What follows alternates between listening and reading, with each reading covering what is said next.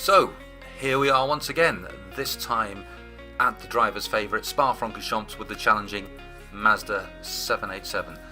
There has been a lot of pre-race testing activity with different teams clearly adopting quite different setups to try and control wheel spin and tyre degradation.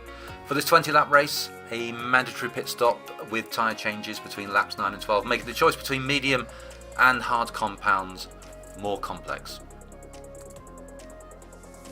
On pole is Alpha Lobster, next to him Charles Holden of Chuck Does Hot Laps YouTube fame. Third spot, Bart Janssen, followed by Jesus 666, a guest driver. Fifth and sixth, Chris Nagal and Company 071. Next up, RP Sam Cool 44, and you're in 8th place. Next is player in 9th, who failed to complete the necessary entry forms and so has a default name on the day, followed by Luca Karting, probably now missing his 125 road tax. 11th is Charles Kelly on his debut, showing his nerves during pre-race interviews, and Craig Crawford in 12th. The incorrigible Frank in 13th, unlucky for some, with R. Mark next to him, Windows Vista needing an urgent upgrade in 15th, and Axis Hammy squeezing in 16th place. Then Mr. Crab in 18th, followed by Zizomni and Sire Ivor in 20th. Nano 39 and GFSR take up the next row with Bangus and Great Tim 22 failing to get clean laps in on the final row, 23rd and 24th spots. So that completes the grid lineup. On to the race.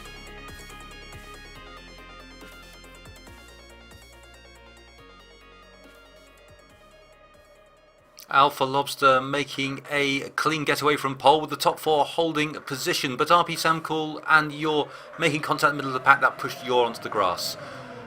La Source were the leaders getting through cleanly, and as contact with our car Mark pushing player around, also Zizomni spinning in the background with cars avoiding action left and right. So the leaders now into Eau Rouge with Alpha Lobster. Charles Holden, and looks like Jesus making a move on Bart, running into Kemmel. Lacombe with Alpha Lobster, Charles Holden, and Jesus has made his move stick with contact in the back. Leaders through cleanly, Bart Janssen in 4th. Alpha Lobster leading the pack into Bruxelles and getting it a bit crossed up, but manages to correct it and goes wide out of Bruxelles.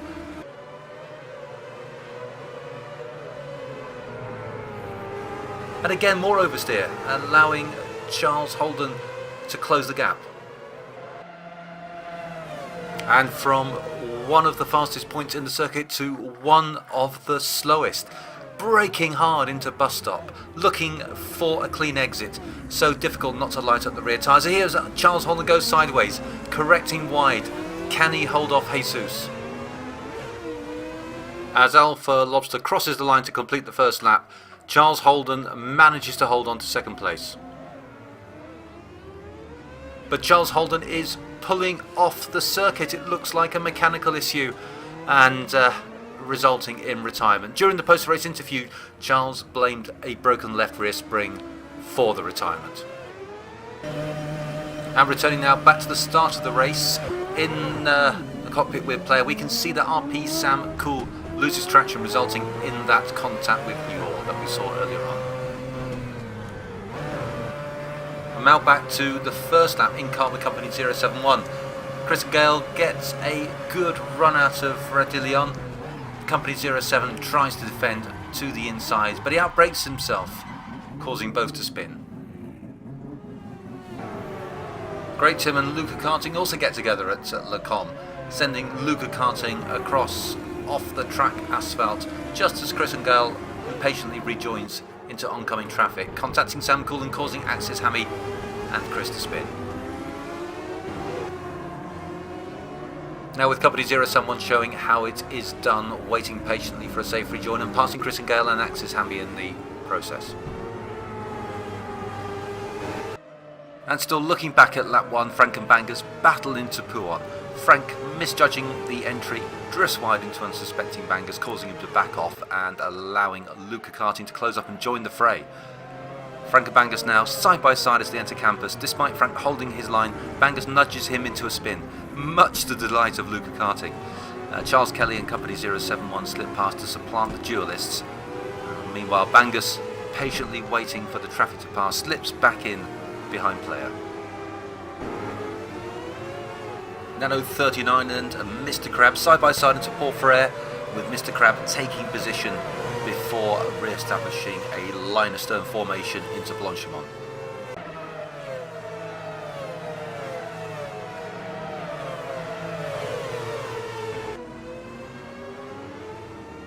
Axis Hammy completely misjudges Blanchimont, probably a slight lapse in concentration, going very wide and allowing Kristen Gale to make a successful challenge into bus stop and an excellent pass to lead Hammy on to start finish. Back at Blanchimont, Mr. Crab unexpectedly backs off, causing Nano 39 to brake and spin. Bangus, overtaking our car mark, is forced to jink left to avoid, but sends him heavily into the wall. And just as Chris and Gale thinks he's home and dry, Axis Hammy makes a deft move up the inside at La Source, pushing Chris and Gale into a forced error, sending him wide into a solo spin.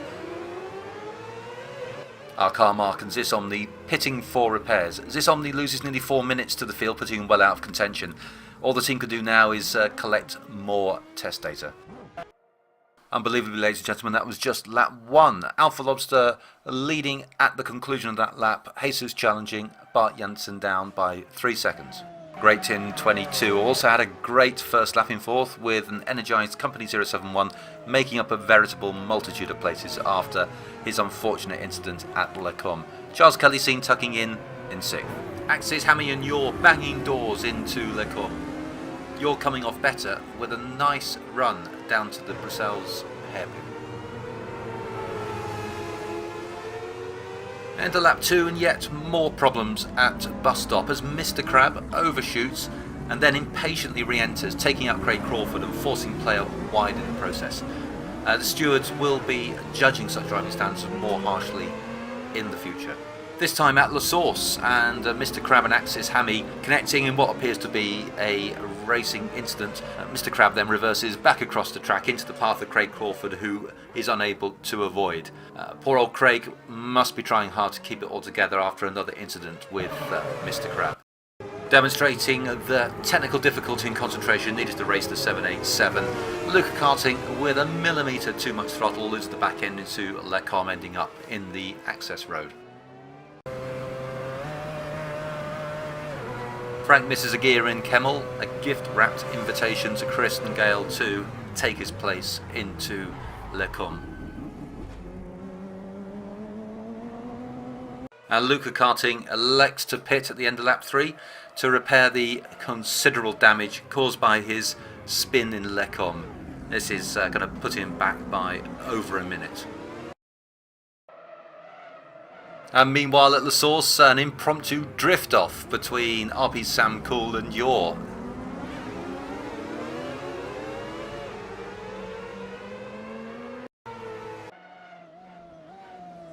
And meanwhile, the driver on fire seems to be Bangus, making up multiple places each lap and moving steadily up the order. This is a trend set to continue throughout the race.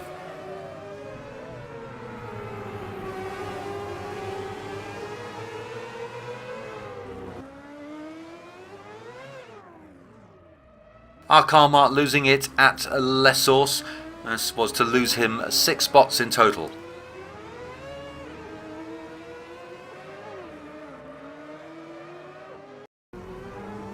At the end of his lap 3, Axis Hammy spins in bus stop and then pits, possibly down to his choice of tyres.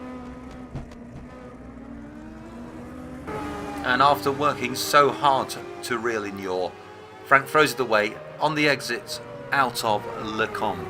After the race, Frank was to have reportedly said that the team has been struggling with the Mazda 787 all through testing. And flying through Blanchimont, lights on, Alpha Lobster starts the process of lapping the back markers, Luca Karting graciously heeding the blue flags. After pitting with fresh tyres, Axis Hammy takes advantage of GFSR's mistake in Eau Rouge to make a decisive pass into Rézolon.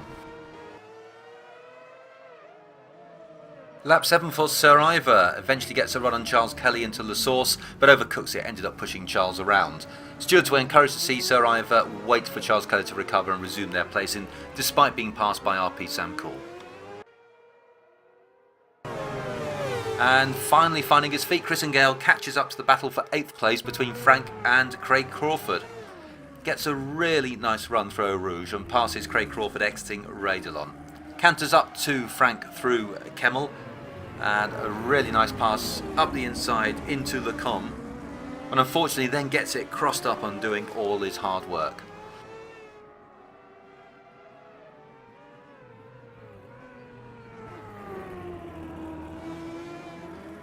Also losing another place to player in the process.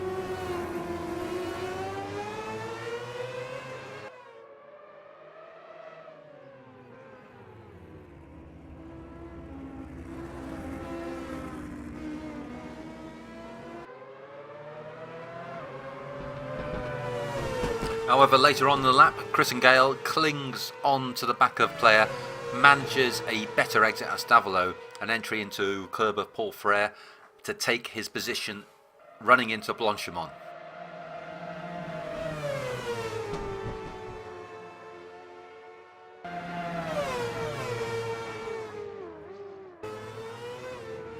And Frank overcooking it into Le Com, getting passed by Craig Crawford.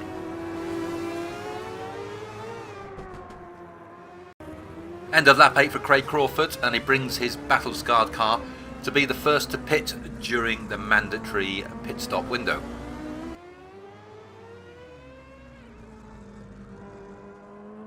Race leader Alpha Lobster comes in for his mandatory pit, closely followed by chasers Jesus and Bart Jansen. Bart looking visibly closer to Jesus, probably making the most of his tyres. Alpha Lobster was later to reveal that during testing they found that with 15 litres of fuel it took the same amount of time to change all 4 mediums. They went with this strategy to minimise pit time, accepting slightly decreased lap times with the heavier fuel load. With the top 3 managing pit stops about the same duration, it looks like the top runners were utilising more or less the same strategy.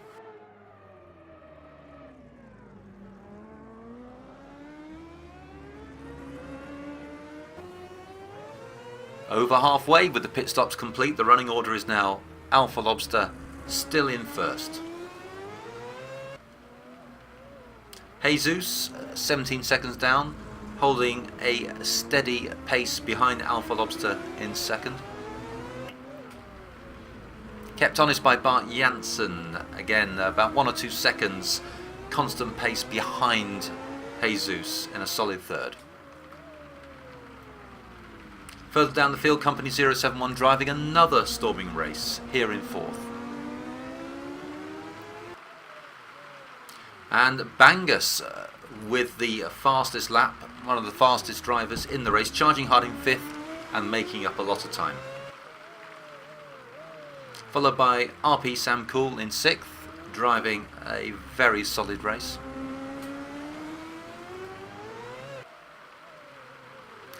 Next up is Yor, hanging on in there.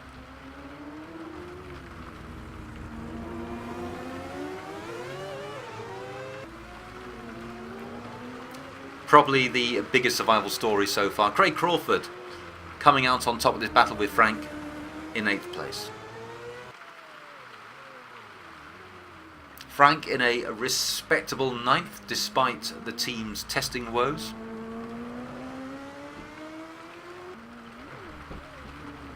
And Windows Vista bravely hanging on there, bringing up the rear as the last survivor in 10th.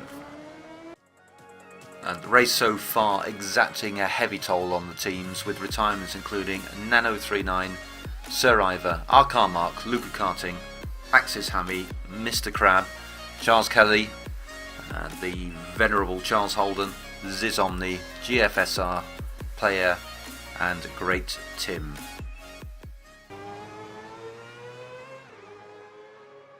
And as the race draws on into the evening sun, the wear and tear on the cars and the drivers is starting to show, with lap time starting to drop. RP Sam Cool, outer curb Paul Frere, adds a little bit too much power, bit of wheel spin, loses control on long sweeping right-hander. Does overcorrect, still manages to avoid the wall.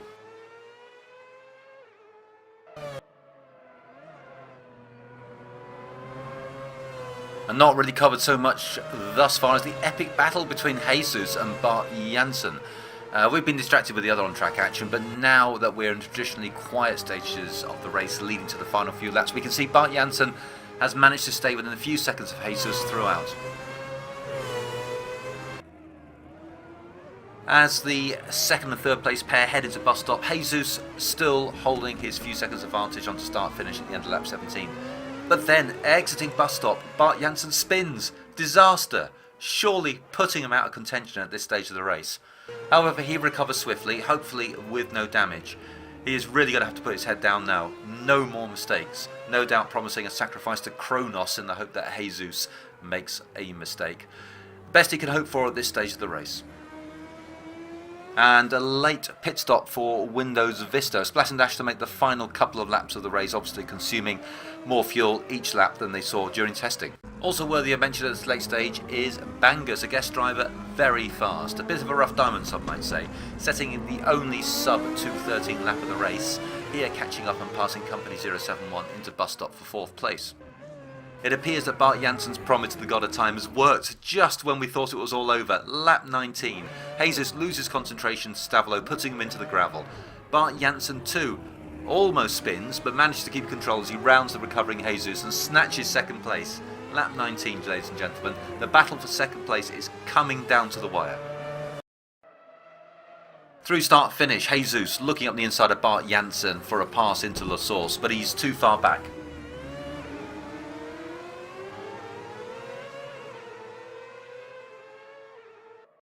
Through Kemmel, Bart Jansen going defensive. Jesus looking for any way to get that second place back. Side by side is Lecombe as Bart Jansen outbrakes himself, open the door to Jesus and having to cut the corner and cede that second place to his rival.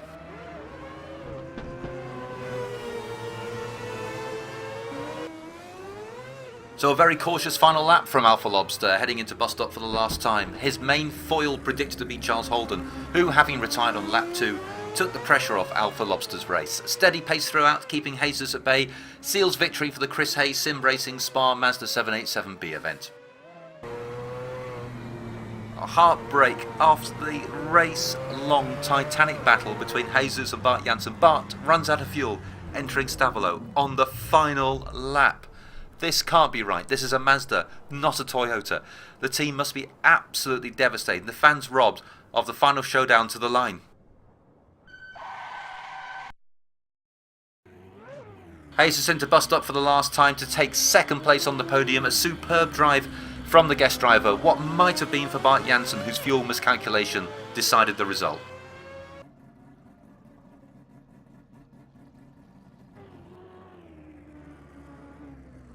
A minute down on Jesus and almost losing it in bus stop.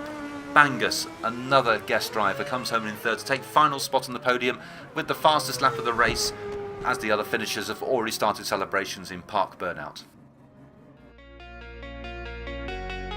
So there we have it, the demanding Mazda 787 at one of the finest circuits in the world. Elation for some, despair for others.